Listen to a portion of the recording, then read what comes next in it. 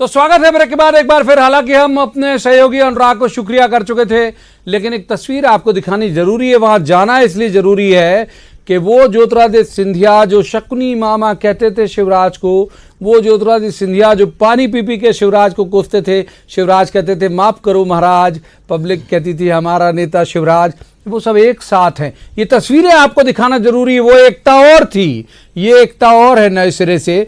अनुराग पहुंच गए क्या सिंधिया डिनर के लिए?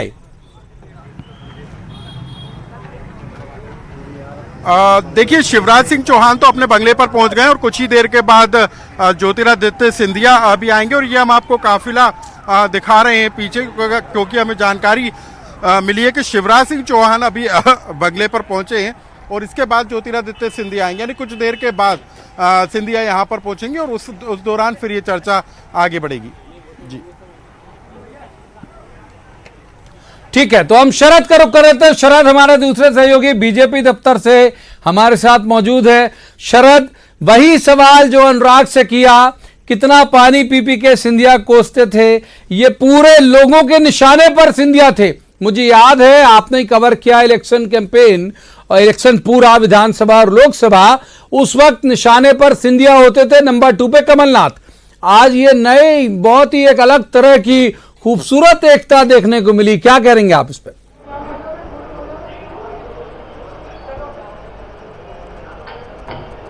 बिल्कुल, देखिए आपने सही कहा और दरअसल शायद यही राजनीति है कि मौका और वक्त देखकर जो अपने हिसाब से लगे राजनीति में फायदे की बात कहें या राजनीतिक भविष्य की बात कहें, उस पहलू को अपना लेना चाहिए। देखिए, आज जो बातें हुई मंच से, उन बातों में कई सारी बातें ऐसी थी, लग रहा था कि मानो पहले से सब कुछ तय था और तय होने के बाद हर किसी के हिस्से की जो खुशी थी वो उसको थोड़ी थोड़ी सी मिल गई है। शिवराज सिंह चौहान जो आमतौर पर भाषण बड़ा रसीला देते थे चुटकीले अंदाज में, वो आज थोड़े हाइपर होते हुए दिखे और उन्होंने कुछ ऐसे शब्दों का भी इस्तेमाल किया और उनकी आवाज़ अपने आप में बता रही थी कि उनके अंदर क्या का जो एक तरीके का गुबार है वो कमलनाथ पर फूट रहा है। और उन्होंने कहा था कि वो एक एक पसीने की बूंद का जो कार्यकर्ता हैं उनके, उसका बदला लेंगे।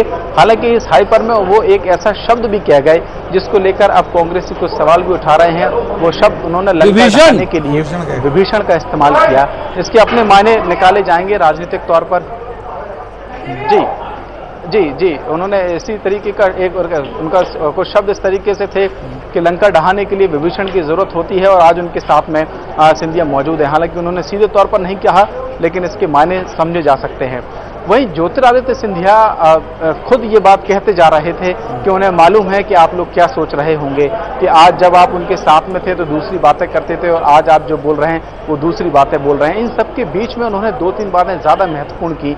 एक तो उन्होंने अपने इतिहास को याद किया, अपनी दादी को याद किया और ये कहा कि जिन दादी ने इस पार्टी को अपने खून पसीने से सींचा है, बड़ा किया है, वो आज उसमें लौटकर आए हैं और जिस पार्टी में वो 20 साल तक रहे उसमें इस तरीके से उनको स्थितियों का सामना करना पड़ेगा, ये शायद उन्होंने सोचा नहीं था। तो ये बातें उन्होंने कही और जो सवाल आपने किया है कि अब साथ हैं और पहले साथ नहीं थे, इन सवालों का जवाब भी खुद सिंधिया ने दिया और कहा कि आज सरकार को लेकर जो सवाल बीजेपी के नेता उठा रहे हैं वो दरअसल सरकार को बाहर से देख रहे हैं, लेकिन बाहर देखकर आलोचना करना आसान होता है, अंदर रहकर आलोचना करना मुश्किल होता है। सिंधिया ने ये बात बाकायदा मंच से कही। इसका मतलब है कि वो अंदर रह के जब पार्टी के अंदर भी आलोचना कर रहे थे और शायद उसी का खामियाजा था कि वो इस तरीके की स्थितियों का शिकार हुए। उन्होंने संविदा कर्मचारियों की बात भी उठाई, उन्होंने मंदसौर के किसानों पर दर्ज केस वापस न लिए जाने का भी मुद्दा उठाया। तो कुल मिलाकर अब राजनीति पूरी तरीके से बदल गई है। अब देखना होगा कि आगे क्या होता है। बीजेपी ये कह चुकी है कि 16 तारीख को राज्यपाल का अभिभाषण नहीं होने देंगे, उससे पहले ही फ्लोर टेस्ट की मांग करेंगे। तो अब जो राजनीति है उसमें सिंधिया बीजेपी के पाले में खड़े हैं और कमलनाथ के हिस्से में अब क्या क्या लगेगा ये देखने वाला होगा 16 तारीख के बाद। जी ठीक है, शरद आप बने रहिए हमारे साथ। हम एक बार और स्टूडियो का रुख करते हैं।